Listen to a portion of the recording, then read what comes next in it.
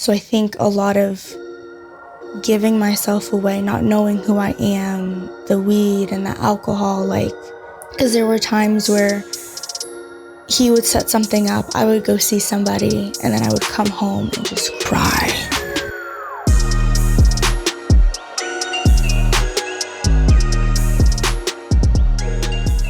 Welcome back to Testimonies of the Culture. We are so excited to have you in the studio, Kalani Lewis. So, Hello. Tell us about yourself.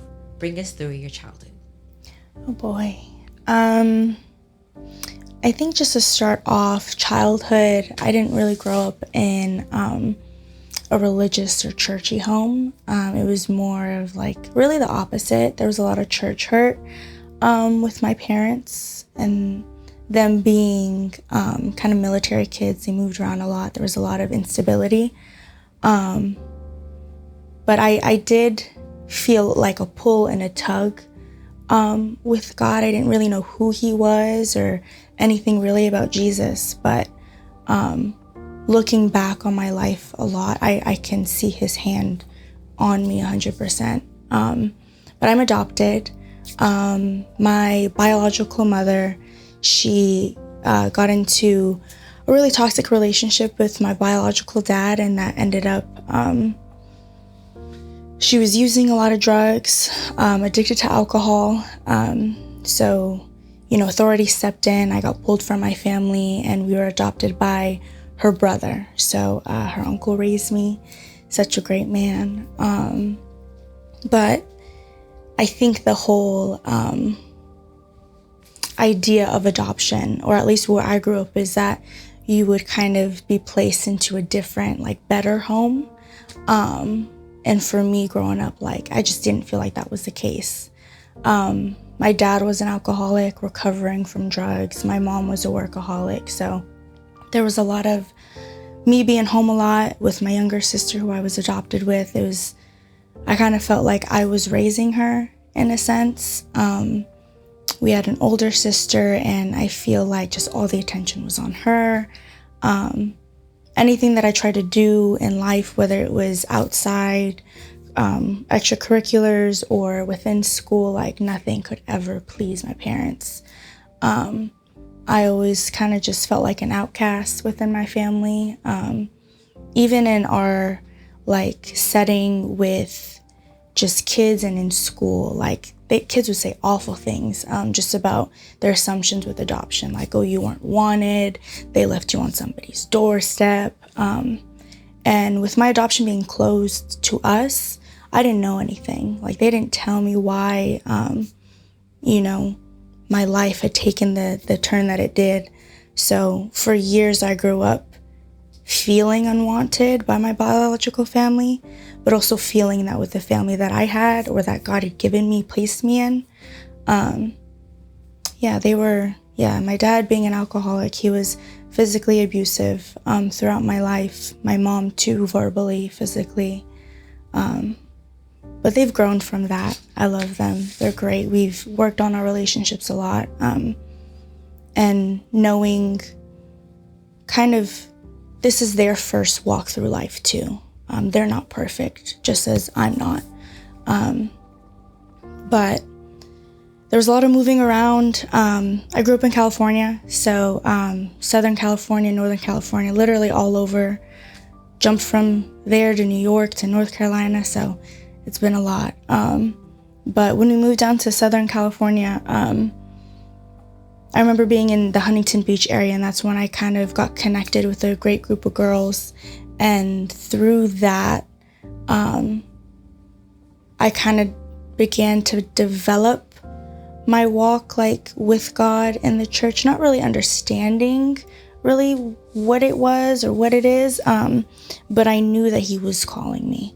Like, I would sneak out the house to go to Bible study, getting in trouble. But I felt like, that's a much better place to be than out on the streets or doing things that I have no business doing. But really from there, again, being pulled back and forth, we moved back up to the Bay Area. I felt like through all those transitions, I kept having things like taken away from me. Whether it was, again, extracurricular activities that I really enjoyed, or just friends that really became pillars for me. I really just felt like the constant back and forth, it just was so unstable that my freshman year, we moved back to the Bay Area, and that's when I started using marijuana, got into alcohol, partying, and it didn't get too crazy then, but we moved again. We moved to the Valley, Calabasas area, and I remember my mom saying, like, I'm really cautious, really nervous of where I put you into school, because these certain schools, they have a lot of money. A lot of money leads to access to, like, certain things.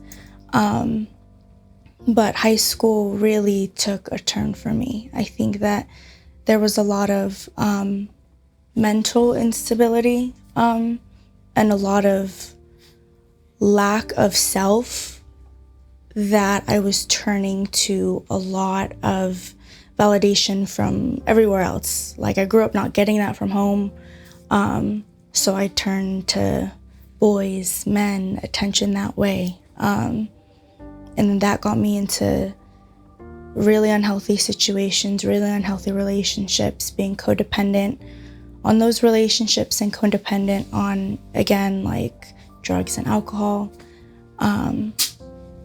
But every time I felt like, as crazy as it sounds, like almost near death, like if I hang out with this person one more time, this is going to lead me to overdosing or just alcohol poisoning or just something to really turn my life the wrong way. I really felt like God put a thought in my head or led me to removing myself from that situation. I think just growing up, like my freshman year in the Bay Area, growing up in such a small town, there's nothing to do, really. So I remember the first party I went to, it was with a huge group of people that were way older than I was, and it was just the cool thing to do. You take your first hit, I'm over here, like, and I knew it was wrong. Everything in me knew it was wrong. Like, my body felt like I felt like there was a fire in me that, like, it almost felt like death. And I knew it was wrong, which was the hardest part. But I think just where I was so desperate to fit in or so desperate to just be like everybody else. Because a lot of my life, I felt outside of everybody else or that I couldn't fit in. But I started using more frequently when I moved to Southern California my sophomore year of high school. You said that it felt wrong. Do you feel like at the moment when you felt like it felt wrong, was it because God began to kind of tug on your heart, or was it just something like, oh, I know this is wrong, I know this is right? I think a mixture of both. In that moment, because I didn't really know God, I think my answer would have been different. But now looking back, I definitely think that it was his way of pulling me away from those things. I mean, addiction's also like in my blood. So I knew that anytime I picked something up, like I would have to be very cautious of what it is to not even do it, because I could get hooked like that. So I feel like that also played a part. So yeah, Southern California, it's just a whole different, it's a different world. Like LA to New York, they're just their own environments. And there, you're around a bunch of different people. Again, identity issues, I'm trying to fit in.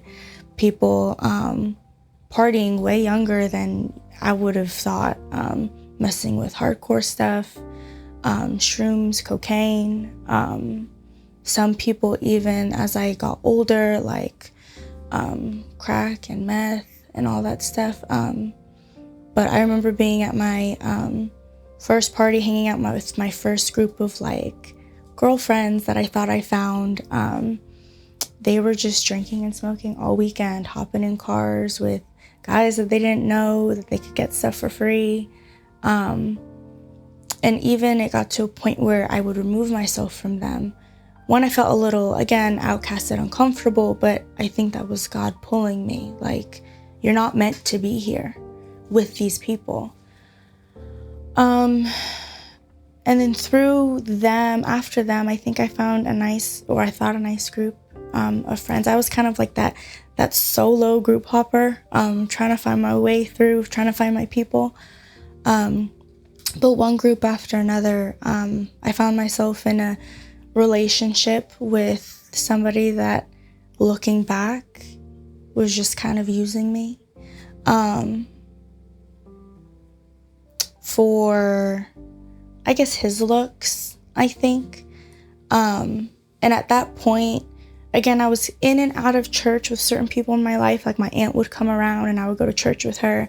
And I remember talking to her just about certain protections and jewelry and purity rings and things like that. And I ended up getting myself a purity ring before getting into this relationship.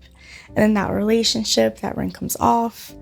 And that relationship it did a lot. It did a lot of internal, I don't want to say damage, but that's kind of how it felt. I lost a lot of myself that was on and off for, I think, 4 years.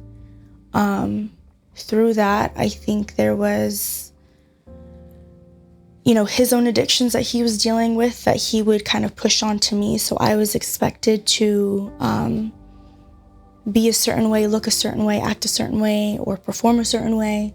I think anytime we were on breaks, things would be said like, if you don't go out here and mess with so-and-so, like, I'm not gonna. So it felt like he was like pimping me almost.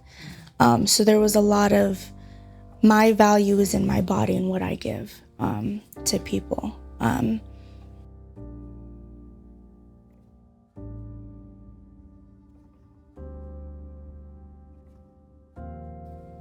There was just such a cloud that I couldn't really make any judgment for myself.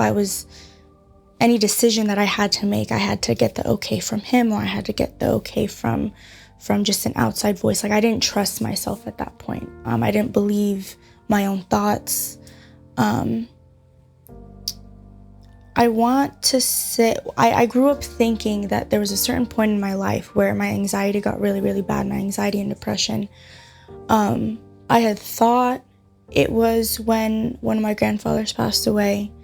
But I think recently, understanding the timeline of my life, that really came after the pimping or whatever.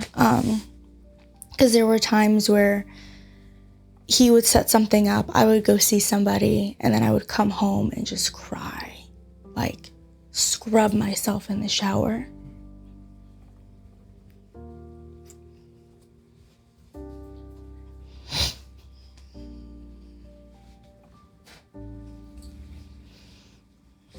Feeling so like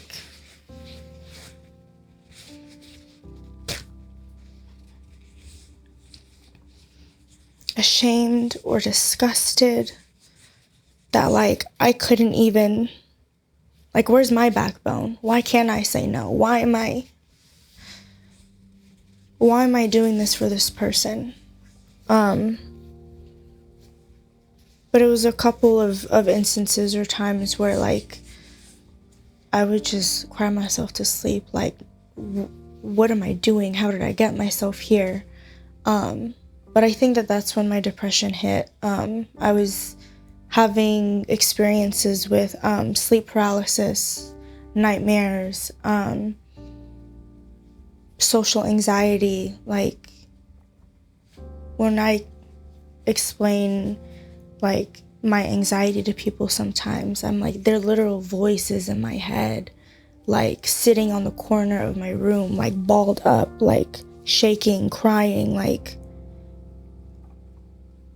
begging these voices to stop tormenting me. Like, they would literally, like, I would literally feel things like instructions or ways to hurt myself, harm myself, kill myself, not be here anymore. And thinking back, even in elementary school, my sister, I remember her self-harming. But I remember having thoughts younger about suicide. Yeah, so the anxiety, depression, and self-harm came a lot through my sophomore and junior year of high school. And I even remember my mom trying to move out here actually back in like 2015, 2016.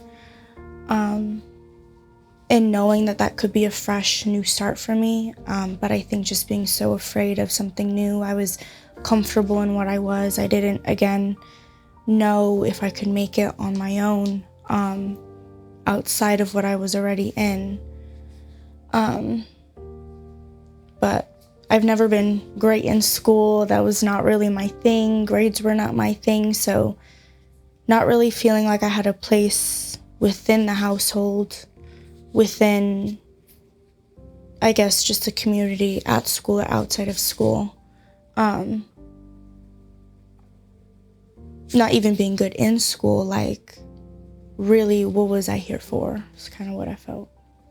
Yeah, I think that relationship that I was in, again, I got into that my sophomore year of high school, got into a church service very briefly with my aunt, got that purity ring, and then there was it was always no pressure, but there was clearly a lot of pressure from him, from his friends, our friends, to engage intimately. Again, it was the thing, like, oh, you're what's that word, the P word? You're prude, like, you're prude, or yeah, you're a goody.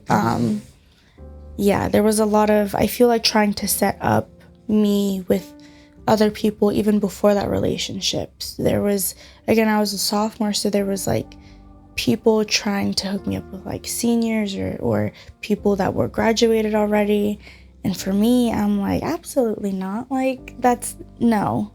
But I even think that the relationship that I found myself in, again, there was a lot that he had dealt with, a lot of his own addictions, that when engaging with him latched onto me. And I think throughout my life, through all of my sisters, women in my family, there's been a lot of history with sexual assault. I don't think I know any person in my family that hasn't been sexual assaulted. So in a way, with his control, that was on me. And then I found myself in a situation where it was actually a close friend. I thought I was supposed to be safe. Again, there was a lot of drugs, there was a lot of alcohol involved. And I think that moment,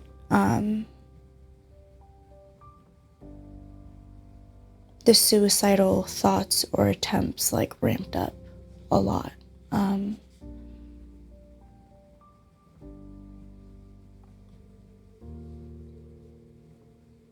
I remember being so like completely out of it. Like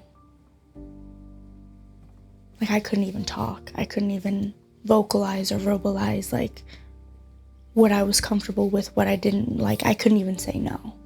And that beat me up a lot as I began therapy, because I think people have this idea of sexual assault. It's this spectrum of it. No, it's black or it's white. There's no gray area. It's either right or it's wrong. But through therapy, I had realized that that situation, it was wrong. I was a victim, and it was okay to say that. I think I'm big about labels. I never liked to label myself with depression or anxiety, because I know that there's people out there that really suffer with a lot worse than I have. But it took a long while to come to an understanding of what I had went through. and accepting my reality. I think it was just bad relationship after bad relationship, or bad situation after bad situation. I think after the assault, and that was 2017, it was right after I graduated high school, like that summer. And I think that summer, my last relationship had ended.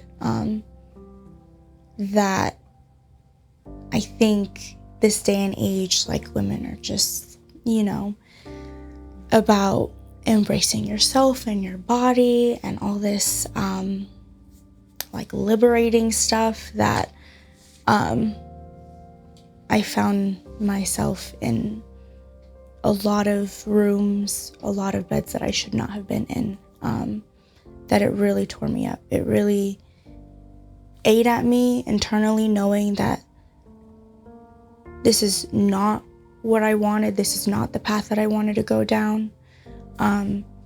Even as like a young child, I knew, or I had, not knowing that I was praying, but asking God, like, I only want to be with one man in my life. That man that I'm with, that boyfriend I'm with, I want it to be my husband. So to end up where I was really discouraging.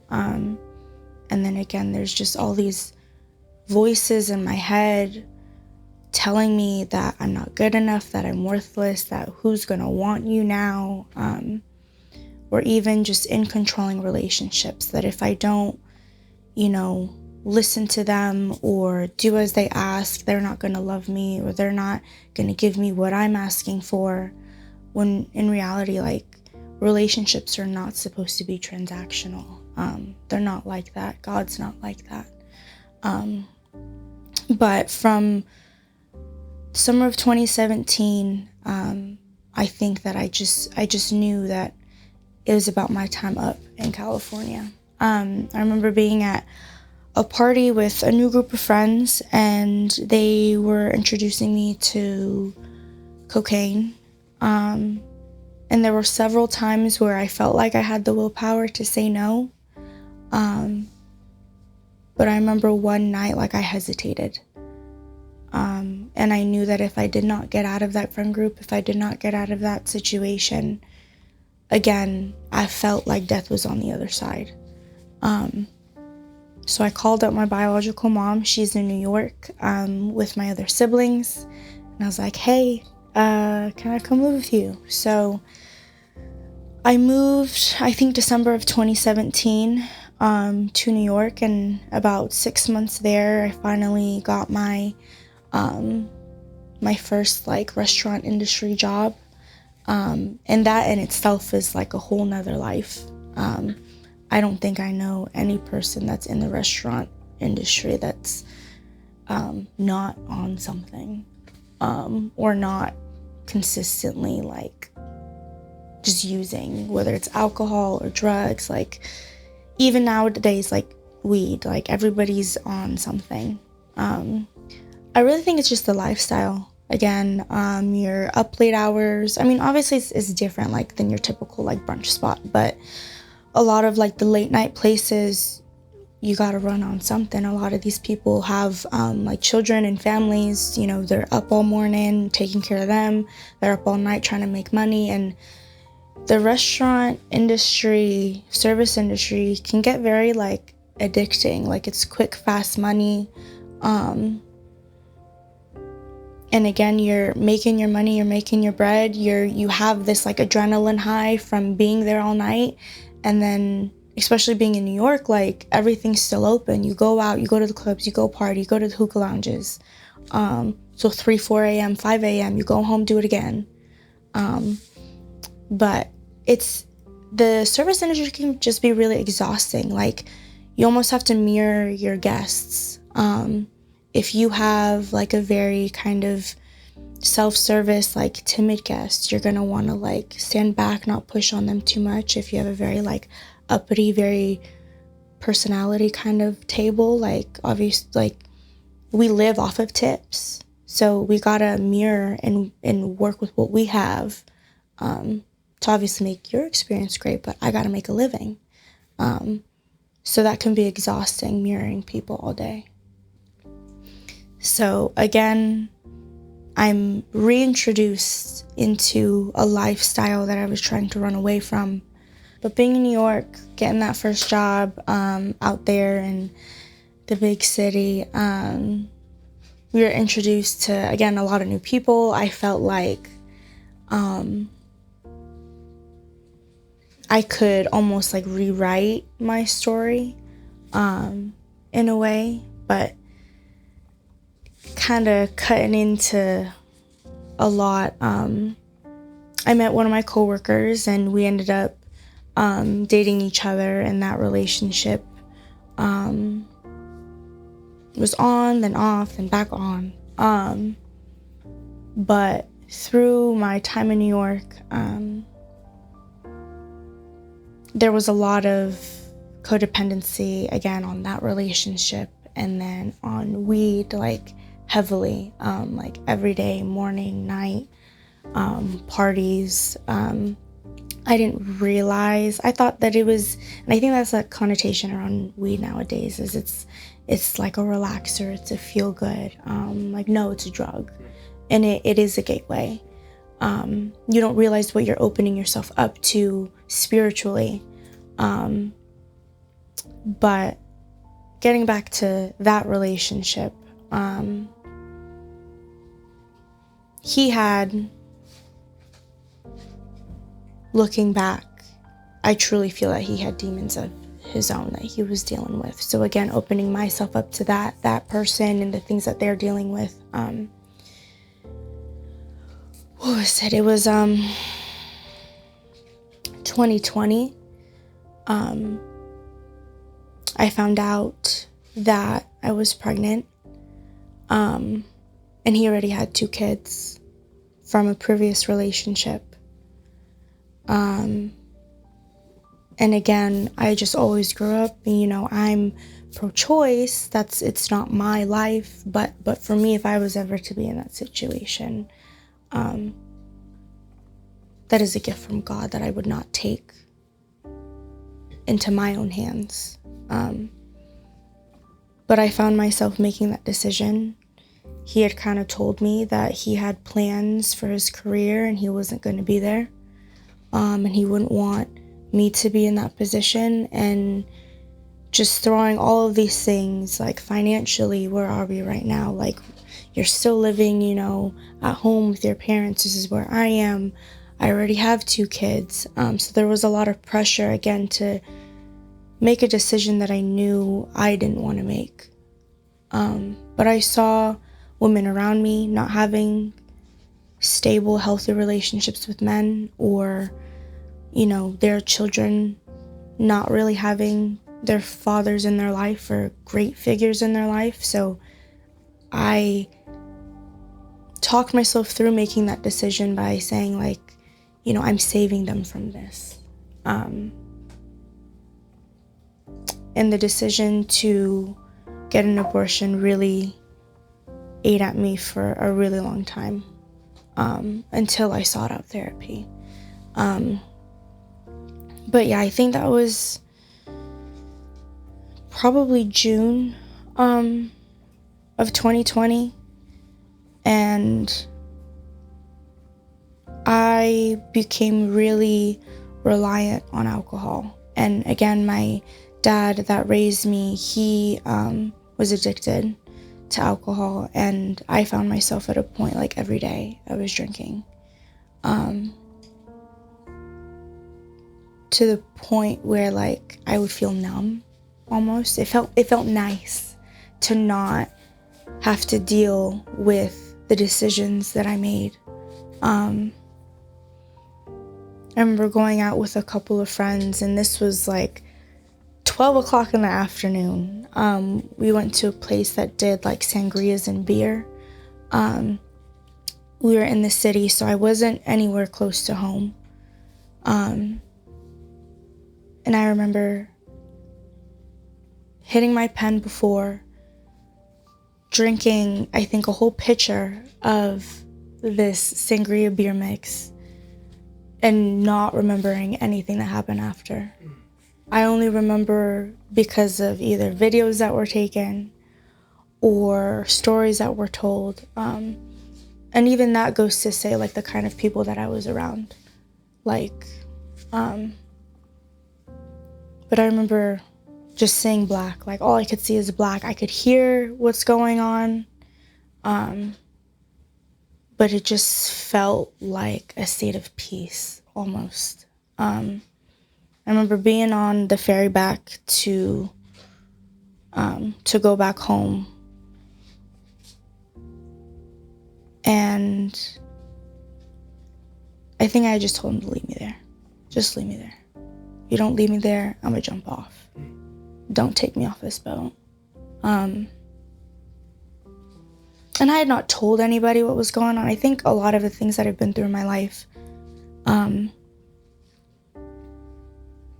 really now, my husband only knows. And I think that's where the enemy will try to get a lot of people, is in isolation with yourself, so that he can torment you, or that you torment yourself with your thoughts. But yeah, all those decisions that I had made, and not seeking help or advice or community, it was really destroying me from the inside out. And I knew then that if I did not get help, like, mentally, I was just gonna find myself in the same cycles. I needed somebody, so I sought out a holistic health counselor, and I think in that time too, just with everything that I had gone through, I was very, I don't want to say against God, but I was, how is he real? If I could go through all that I've gone through, if these people that have hurt me, abused me, can live the lives that they're living, through a lens of success through social media, like, how is that fair? So I got into, like, the crystals and the journaling and the new age stuff, and only holistic ways of health. I didn't really want anything to do with church or Christianity or God. But through therapy, I had learned a lot. I had healed through a lot. I made the decision to move down to North Carolina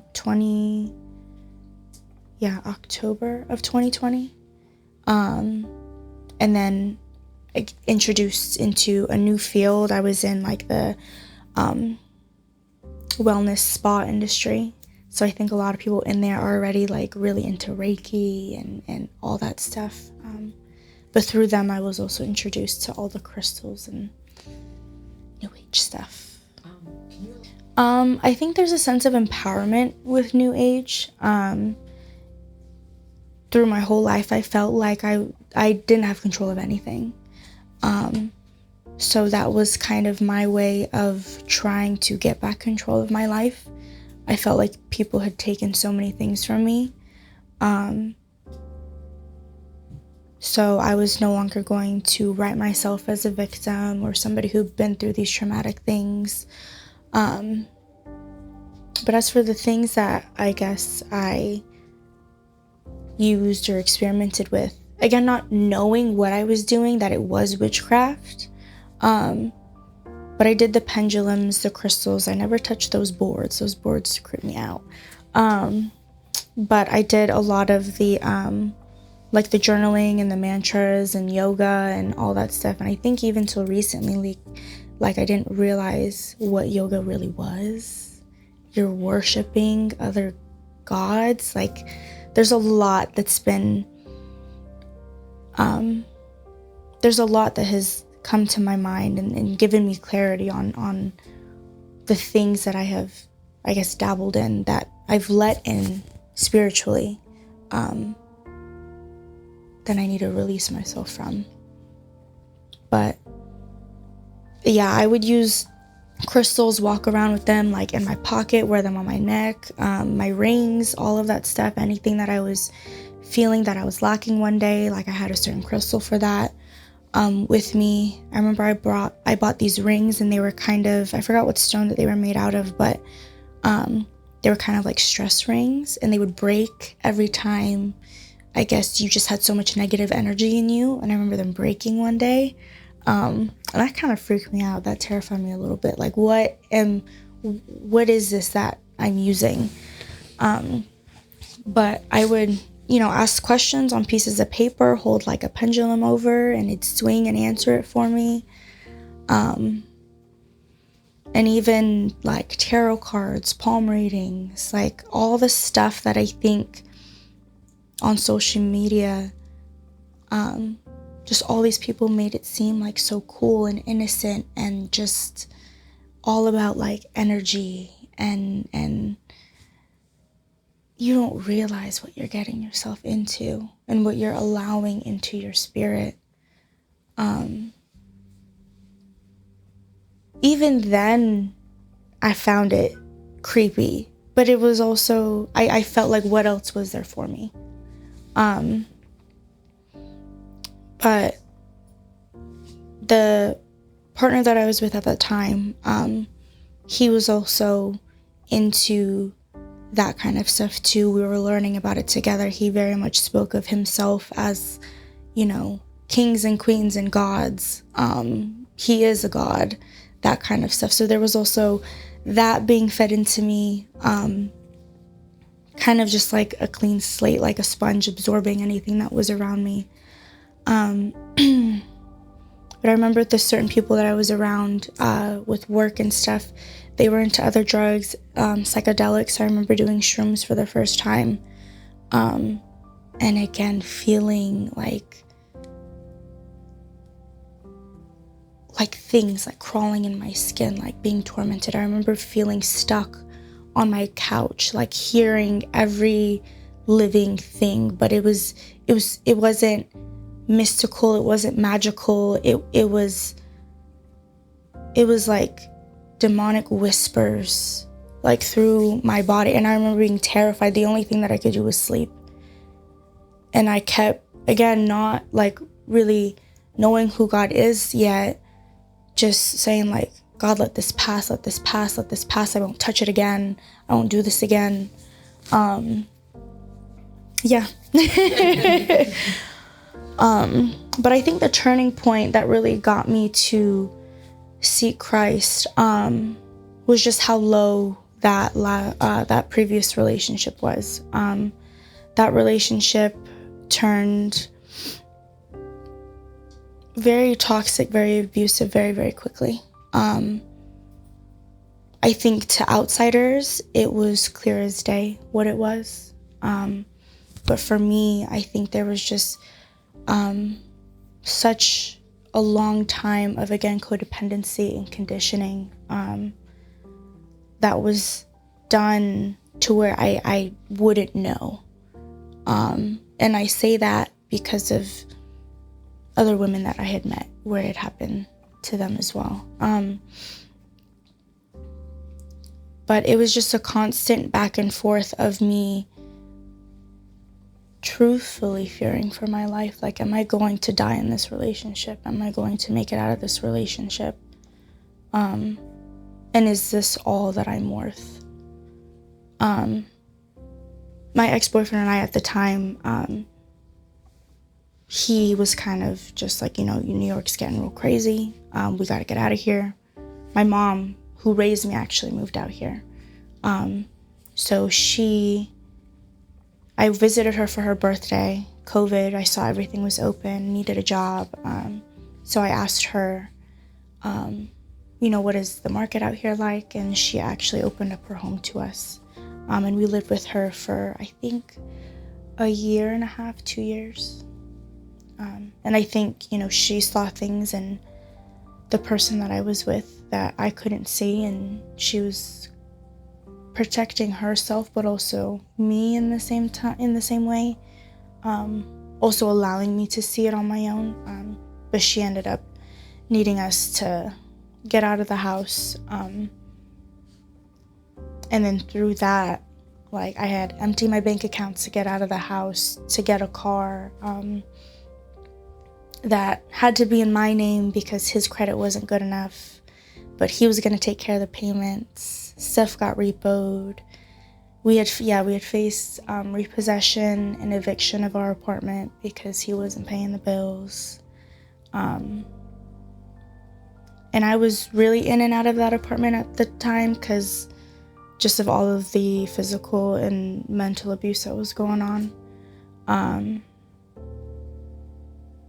I felt really just unreliable as a friend, as a daughter, even like in work and everything. Like I was calling out every other week because I couldn't show up with the bruises that I had, or just my eyes being so swollen from the night before, or getting home at like 6 a.m. because he left me on the side of the road. With the apartment that we had, he couldn't get it without me signing on. And I couldn't leave without him releasing me. He refused to release me. And this is when I had met my husband at the time, and he really was like a safety net for me. And that was really before we started pursuing each other in a relationship kind of way. But he stood by me through that whole process. He helped me approach him, try to get him to sign it, the papers to release me from the apartment. And he took a lighter to the papers, basically said, I'm not signing anything, you're not going anywhere. And, we had to call the police, they had to get involved. I had tried to go back for my things, and he had thrown all my things out. There have been a lot of physical fights in that relationship. I remember getting back into my creative side with painting and everything through COVID. And there was one night where he had just bashed everything, tore everything up, left it all on the front step. All of my art, all of my work that meant like a lot to me. There was a lot of drug and alcohol infused instances, and I'm glad that I'm just thankful to have made it out of that part of my life, because really being back there, I saw no way out. And I had family saying, give me the word and I'll come help you, I'll come get you. But I felt like I didn't have the strength to say no, or that I needed help, or that this was wrong. I think every time I tried to leave, something had just happened to where I got pulled back. Whether it was like my own conscience or, manipulation from him. We actually went on a snowboarding trip, and he got into an accident, and he lost memory of the past couple months. And I remember thinking to myself, like, this is my way out. All I gotta do is tell him we're not together and that I moved out, I give you the apartment, and I feel free. But there was so much guilt that I had if I were to leave somebody that way, lying to them like that, deceiving them like that, even though that's what made me feel safe and what I wanted at the end of the day. There was just a lot of guilt that would have been left on my heart. And I just with what a lot of women in my life have been through, domestic violence, sexual assault, that's not really new. And some people have stayed in those relationships. So I felt like, this is just what love is. I really had no idea of what love was growing up. I had no idea what love was until meeting Christ. But yeah, those kind of situations I wish on nobody. Not even anybody that's done me wrong. I really think that as things got really ugly in that relationship, God had sent some people to minister to me through where I worked. I worked at 2 different restaurants, and I think in a span of I think 3 days, 4 tables that I had within those 3 days were believers, and they asked me if I knew Jesus. They gave me their cards to their churches. They asked me to follow them on social media. They prayed for me. And I remember being curious again, just with how low I felt in life. I had just asked, like, if you were real, get me out of here. Save me from what I got myself into. But I remember being at home, putting on like some sermon that I saw, being like really excited about it. I ended up sharing it with my partner then, and he kind of like mocked me. And he was, he like scuffed, and he made a joke that I find like so ironic now. But he said something along the lines of, oh, Jesus out here trying to take you from me. Absolutely he was. Yes. But, he had, I think, just planted people in my life, whether those were guests that I was serving or co-workers that would become lifelong friends who grew up in their faith. She ended up leading me to my husband. But really through him, my boyfriend at the time, husband now, I felt the Jesus in him, and that made me long for that kind of love that I felt through him. But he had let me know, my husband now, that he knew of a church, Mount Zion, and there's the Raleigh location. That's where I was living at the time, and that he would go from time to time. I remember one weekend he was off, and I asked him, like, hey, can we go to church? I think he was really taken back by it, because I don't know if he thought that I was serious about learning about Christ or pursuing a walk with God. But I think from there, I just really started pressing in. I think the moment that I felt that I really needed to take things into not my own hands, but allow God to take control over my life and give him permission. I remember it was raining, and I went outside, and I was just sobbing, crying, barefoot, and I had just like cried out to him, like, Lord, I don't know what you want from me. I don't know what you want to do with me, but I know that there has to be better than this. And if I give myself to you, like, I need you to show me that there's better than this. And through that evening, I was able to leave that abusive relationship. I think through that interaction and feeling his presence, I knew that he had a lot more for me on the other side. I didn't receive salvation like through the church, through altar call yet.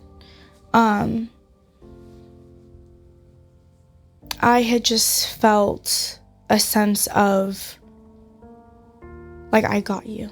It's okay. You can let go.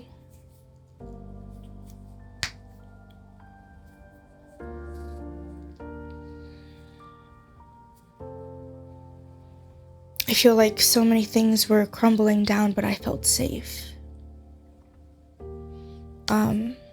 I felt like this was a step in the right direction. I had confidence in the decision that I was making. But I received salvation September, I think. 2022, September 2022. And I didn't know what it was supposed to feel like or be like, or what my walk, had to be like after that. I was kind of just going in with a fresh set of eyes, an open heart. I think through that, God was just convicting me of things like one by one. It was, I think, first the people that I had surrounded by me. Not hanging around just certain kind of crowds, gossipers, people who indulged in substances or just a certain lifestyle. And then there came a point where I really had to trust in God and rely on him. And that was when I had moved out here. So my husband got an opportunity to relocate for his job. And he was kind of just like, are you going to come with me or are you not going to come with me? We're dating at this point. And for me, I was, my mom had kicked me out the house again. I really felt like, okay, what else do I have to lose? And I felt like, or I knew that this person was my person. So there's no wrong, I guess, move here. But through moving, I think we had made a move in January. He was supporting us, I think, for financially a good 3 months. And I don't know how we got through what we got through. But I was applying for jobs for months, wasn't getting anything, wasn't hearing anything. I remember just telling God, I don't want to get sucked back into this lifestyle, back into the service industry, where there's heavy addictions and I'm just around these types of people. I know you're calling me for better. And the jobs that I was applying for, they weren't getting back to me. But I think through my first week of training in a new restaurant, I felt God had shifted me into a new space in my life, or a new direction, with early child care, which I adore.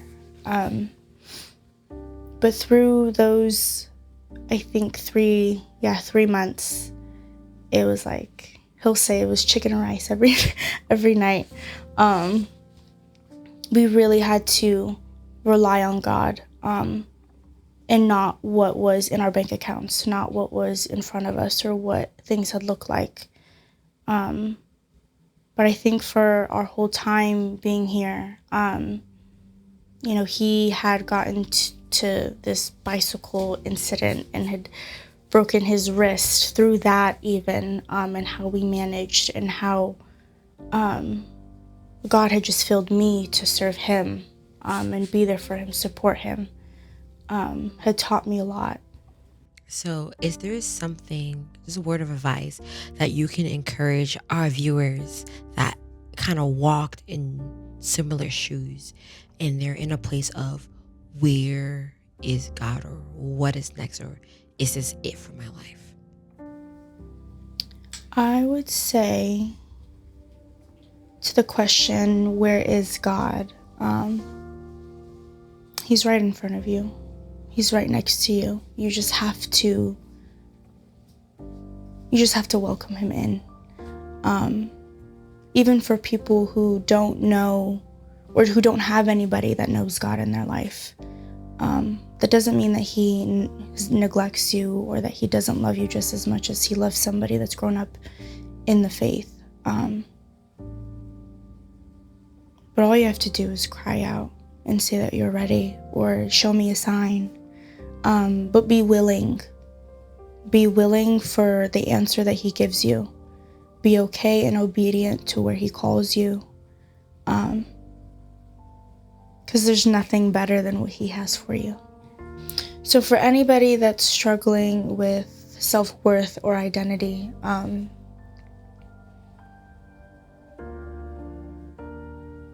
Bible says that we are his children. No matter what you've done, no matter what you feel anybody has taken from you, no matter what relationship, bed, or whatever you found yourself in, he doesn't love you any less. And I think that's what I've struggled with, was accepting love or feeling like I was deserving of anybody's love. But Christ's love has restored me.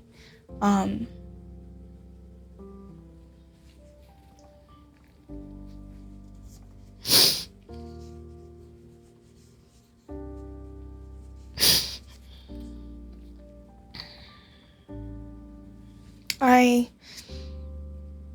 felt and learned through my relationship with God that I am still valuable, I am still worthy, He still loves me, and He can still use me. But I think that's the key here, is that He will use me for His glory. It's not about me and my life. It's how can my testimony and what I've been through give honor and glory to Him.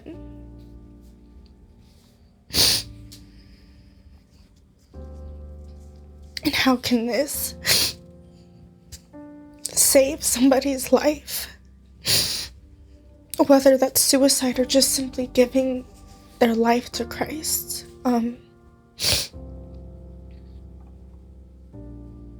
That's what this is for. He's my protector. He has seen me and heard me. When I tell you, on my floor, ready to die, and He has heard me. And I may have not felt Him, there in those moments, but the way that He has kept me, the hand He has had on my life, saving me from overdose, from abusive relationships, from sexual assault to molestation.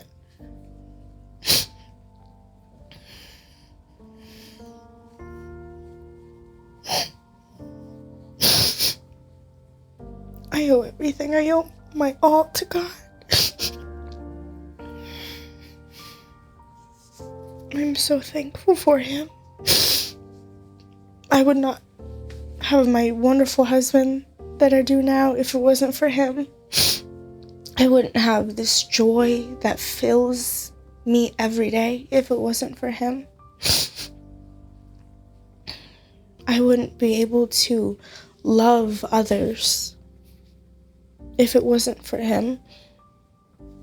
And I think throughout my life, I tried to be so hard because of everything that I've been through. I deserve to feel like this. I deserve to be angry. I deserve to have a heart full of hate. But Jesus has restored my heart. Yeah. Amen.